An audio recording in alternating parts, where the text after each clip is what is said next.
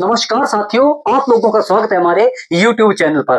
Good evening all of you. तो साथियों, आशा करता हूं कि आप अपनी जगह ठीक ठाक से होंगे और आपकी तैयारी जो है वो सही तरीके से चल रही होगी। तो आज मैं आपको पढ़ाऊंगा जो हमारे मुगल कालीन हुए जहांगीर। तो जहांगीर के बारे में मैं आज पढ़ाऊंगा। मुगल काल में जो जहांगीर है ये चौथा शासक माना जाता है। जहांगीर, पहले बाबर आते हैं, उसके बाद हुमायूं, फिर अकबर और फिर जहांगीर। अकबर का जहांगीर एकमात्र जो एक बेटा था, दो बेटे थे जो पहले ही मर गए थे, बचपन में ही उनकी मृत्यु हो गई थी। तो केवल जहांगीर ही एक पुत्र था जो कि इसका वारिस था। अकबर का वो आगे मुगलों का वारिस था जिसका नाम था जहांगीर। जहांगीर ने कुछ अच्छे काम, उतने अच्छे काम नहीं किए हैं, क्योंकि जिसने जितना ज्यादा काम किया होगा उतने उससे प्रश्न जो है वो बनेंगे। यहां पर जो जहांगीर था, जहांगीर के बचपन का नाम जो था वो था सलीम। क्या नाम था इसके? बचपन का नाम था सलीम। सलीम इसका नाम जो है, अकबर को संतान जो है वो प्राप्त नहीं हो रही थी। तो जो हरकाबाई थी, जिसे जोधाबाई के नाम से जाना जाता था, हरकाबाई, और अकबर ने कई स्थानों की यात्रा की, कई तीर्थ यात्रा की, और कई जैसे धर्म स्थलों पर जाने के बाद उनका एक संत था जिसका नाम था शेख सलीम चिश्ती, जिसका नाम था शेख सलीम चिश्ती। उस सलीम चिश्ती के दरबार में जाने के बाद उन्हें एक पुत्र प्राप्त होता है जिसका नाम जो अकबर ने वो उस संत के नाम पर रखा था सलीम, क्योंकि संत का नाम था शेख सलीम चिश्ती और सलीम का नाम जो है ये संत के नाम पर रखा था। और अकबर इसे शेखू बाबा के नाम से भी प्यार से शेखू बाबा भी इसे कहते थे। शेखू बाबा इसलिए कहते थे क्योंकि शेख सलीम चिश्ती की दरगाह पर जाने के बाद की इसकी प्राप्ति हुई थी। अब जैसे ही अकबर 1605 ईस्वी में अकबर की मृत्यु हो जाती है, अकबर के जो अंतिम दिन थे वो बहुत ही कठिन रहे हैं, क्योंकि सलीम जो है वो बार बार विद्रोह करता था। अब अकबर भी बूढ़ा हो गया था तो ये बहुत ही विद्रोह करता था। तो इसी कारण जो अकबर के अंतिम दिन थे वो बहुत ही संघर्षमय रहे हैं, यानी कहे जाए तो दुखमय रहे हैं। तो जैसे ही अकबर की मृत्यु होती है 1605 में, तो 1605 में सलीम जो है वो राजगद्दी पर बैठता है, वो मुगलों का शासन जो है वो आगे चलाता है। तो ये 1605 में एक उपाधि धारण करता है, ये एक उपाधि धारण करता है, ये एक उपाधि धारण करता है। और इस उपाधि का जो नाम था वो था नूरुद्दीन मोहम्मद जहांगीर। क्या था? नूरुद्दीन मोहम्मद जहांगीर। ये 1605 में ये उपाधि लेता है जिसका नाम होता है नूरुद्दीन मोहम्मद जहांगीर। नूरुद्दीन मोहम्मद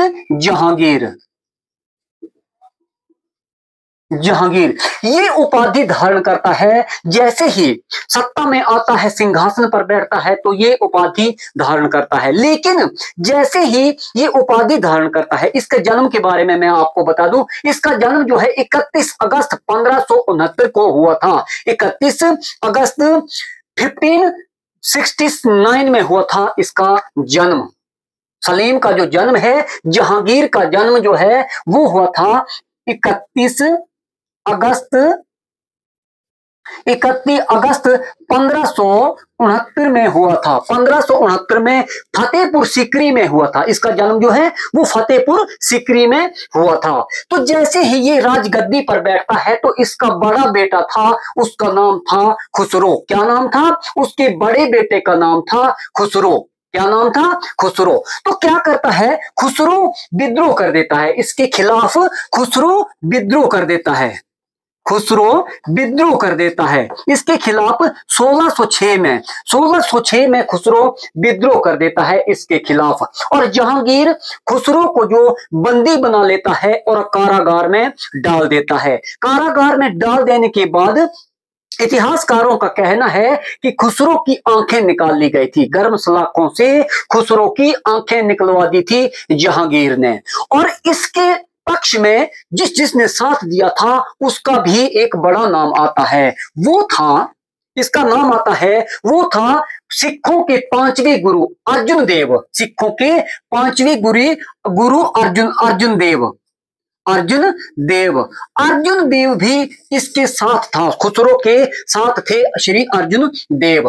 और जहांगीर अर्जुन देव को भी पकड़कर लाहौर के कारागार में डाल देता है। अर्जुन देव को लाहौर के कारागार में डाल देता है क्योंकि उस पर आरोप लगाया गया था कि अर्जुन देव ने जो है वो खुसरो का साथ दिया था, उसके विद्रोह के समय साथ दिया था। तो इसलिए अर्जुन देव को लाहौर में ही जहांगीर ने फांसी दे दी थी। लाहौर में जहांगीर ने इसको फांसी दे दी थी और खुसरो को बंदी बनाकर कारागार में डाल देता है और उसकी आंखें निकलवा देता है। उसके बाद जो है इसका जो आगे शासन चलता है, फिर आगे ये क्या करता है कि आगे जहांगीर जो है, जहांगीर 1611 में क्या करता है, 1611 में ये जहांगीर शेर ए अफगान, एक उपाधि का नाम है शेर ए अफगान। वास्तव में उसका नाम जो है वो था अली कुली खां। क्या नाम था?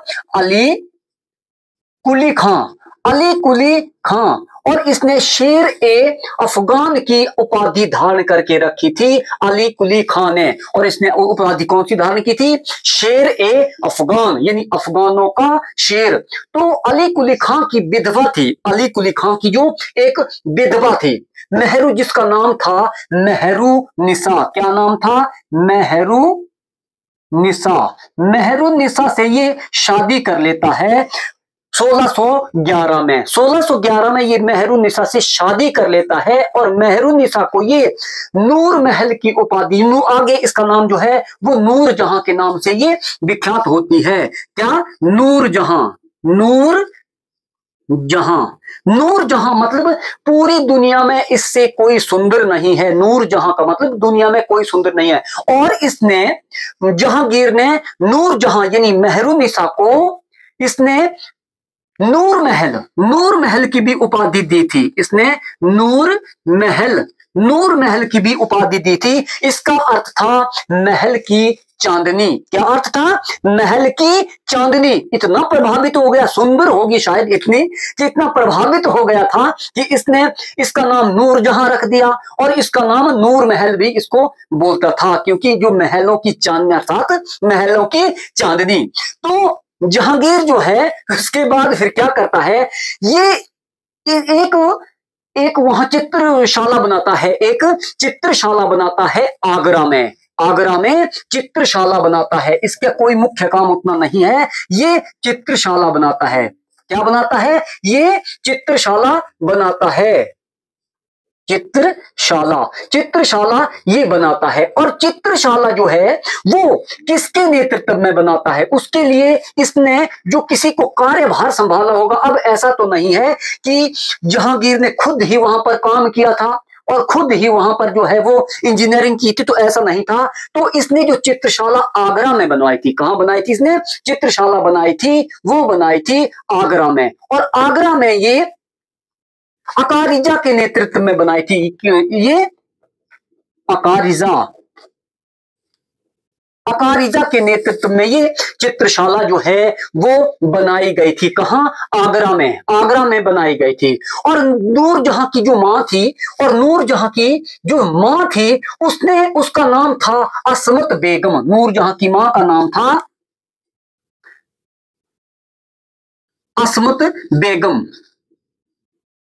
असमत बेगम ने एक बहुत ही विशेष काम किया था। क्या काम किया था?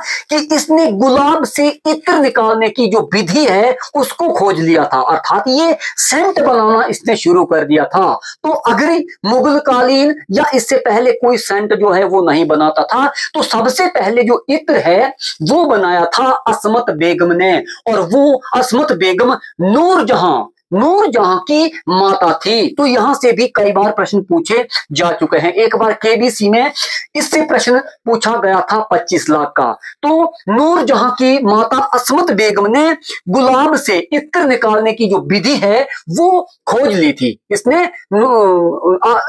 इत्र निकालने की जो विधि है वो खोज ली थी। और इसका जो असफल अभियान रहा है, इसमें होता क्या है कि शाहजहां जो है वो अपने कार्यभार में मग्न होता था, वो कार्यभार में अपने मग्न था। तो वहां पर इसका एक मित्र था, एक इसका मित्र था जो कि फारस के शाह अब्बास, उसका नाम था शाह अब्बास। क्या नाम था? शाह अब्बास।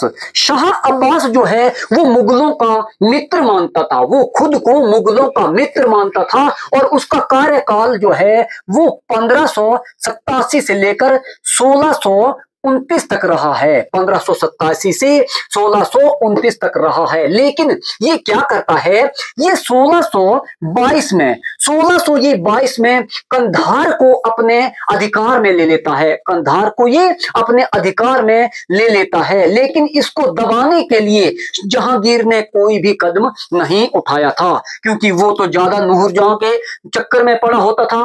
तो इसने कोई भी कदम नहीं उठाया था। और 1622 में शाह अब्बास ने, जो कि फारस से था, वो उसने कंधार को अपने अंडर कर लिया था।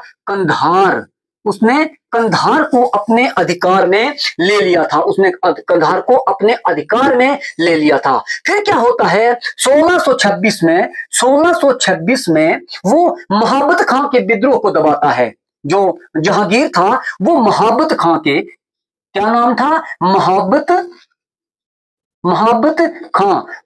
खां के वो विद्रोह को दबाता है 1626 में। 1626 में वो महाबत खां के विद्रोह को दबाता है। उसके बाद इसने एक सिक्का, ये अपनी इस बीवी से इतना प्रभावित हो गया था कि इसने एक सिक्का भी इसके नाम से चलवाया था। इसके नाम से इसने एक सिक्का चलाया था जिसका नाम रखा था निसार। क्या नाम रखा था? इसने रखा था निसार। निसार नामक सिक्का इसने चलाया था अपनी बीवी के नाम पर। और ये किसी पहले और की बीवी थी। उसके बाद ये विधवा होने के बाद इसने 1611 में मेहरुनिसा से ये शादी कर लेता है। और इससे इतना प्रभावित होता है, शायद ये इतनी सुंदर रही होगी, तो ये इसके नाम से सिक्का भी चलवाता है। ये निसार नामक जो सिक्का है वो जहांगीर ने चलवाया था नूरजहां के नाम पर। और नूरजहां का हस्तक्षेप ये इतने हद तक आ गया था कि ये जो इतनी इसकी सरकारी मोहर होती थी उस पे भी नूरजहां का नाम जो है वो लिखवाया गया था। फिर होता क्या है, 1627 में इसकी मृत्यु हो जाती है। 1627 में इसकी मृत्यु हो जाती है। 28 अक्टूबर 1627 में इसकी मृत्यु हो जाती है। तो नूरजहां इसको कहां दफनाती है? सबसे जो अगर शासक किसी शासक को पढ़ते हैं तो उसके जन्म का, इसका जन्म कहां हुआ है और उसका मकबरा कहां है, इससे विशेषकर प्रश्न जो है पूछे जाते हैं।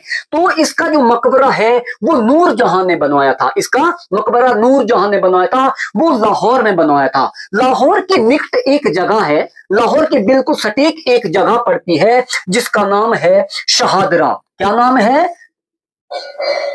शाहदरा में इसका मकबरा है। लाहौर के निकट एक जगह है शाहदरा, वहां पर जहांगीर का मकबरा बनाया गया है। तो भारत के बाहर जो है वो 3 शासकों के मकबरे हैं। तो इसका भी मकबरा जो है वो शाहदरा में बनाया गया है। तो यहां पर इसका चैप्टर जो है वो क्लोज हो जाता है। उसके बाद जो है फिर शाहजहां आता है, फिर आगे जो है और शासन अधिकारी आते हैं और आगे मुगलों का काल जो है वो आगे बढ़ता है। साथियों, अगर वीडियो अच्छी लगी हो तो सब्सक्राइब जरूर करना। अगली वीडियो मिलेंगे, तब तक के लिए जय हिंद।